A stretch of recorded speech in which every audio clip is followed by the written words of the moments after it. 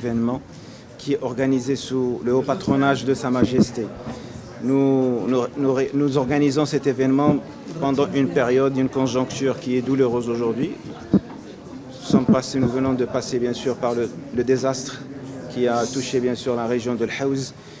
Et alhamdoulilah, avec bien sûr l'effort et la conjugaison de l'effort de toutes les parties prenantes, nous avons pu quand même maîtriser la situation. Mais à travers cela, il y a eu quand même un signal très fort que l'Afrique peut compter sur elle-même. Le potentiel africain est très important. C'est pour cela que nous organisons cet événement-là. D'abord pour dire que nous faisons preuve quand même d'une résilience qui est très importante. Et cette résilience peut toucher plusieurs domaines. Non seulement la santé, mais peut toucher plusieurs secteurs. Et qu'aujourd'hui, la santé, il y a une prise de conscience qu'elle est devenue quand même une question centrale dans les politiques publiques. Il faudrait qu'il y ait une convergence là-dessus. Et c'est une question qui devient transversale.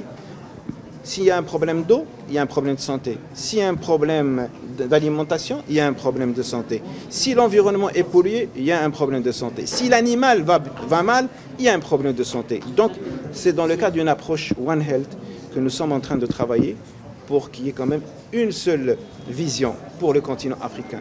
Sa Majesté ne cesse de faire appel, bien sûr, à la convergence des différentes politiques publiques et des efforts pour qu'on ait quand même une seule feuille de route et pour sortir avec une résolution qui débouchera sur une charte éventuellement qui plaidera la souveraineté sanitaire à travers bien sûr la multiplication des efforts des différents pays.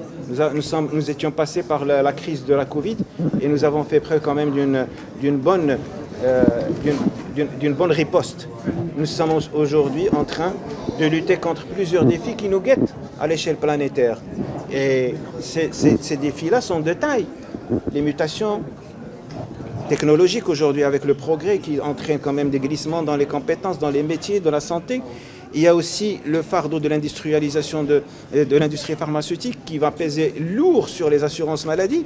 Et à un certain moment, les dépenses en santé vont foisonner et aucune assurance ne pourra avoir l'endurance ni bien sûr la solidité pour pouvoir supporter bien sûr ces dépenses-là. Donc, moralité, il faut monter en amont.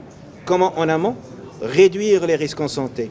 En réduisant les risques en santé, nous pouvons éviter ce qui est évitable. Certaines maladies sont évitables aujourd'hui à cause de l'eau, à cause de l'environnement, à cause de l'alimentation. D'autres maladies, on peut les réduire. Et d'autres maladies, on peut les traiter correctement. Donc avec la réduction de risque, on peut maîtriser et on peut minimiser les dépenses publiques. Et c'est pour cela qu'aujourd'hui, le potentiel africain est très important. C'est le continent le plus jeune qui existe aujourd'hui sur Terre. C'est là où il y a la population la plus active. Et nous pouvons compter sur une protection sociale avec, bien sûr, cette richesse-là. Et donc, si on ne fait pas l'effort tout de suite, on aura raté le coche. Et donc, c'est pour cela que Sa Majesté voudrait qu'il y ait quand même... D'abord, il lance toujours l'appel que l'Afrique ne peut compter que sur l'Afrique. Et qu'aujourd'hui, il faut qu'on passe à l'action.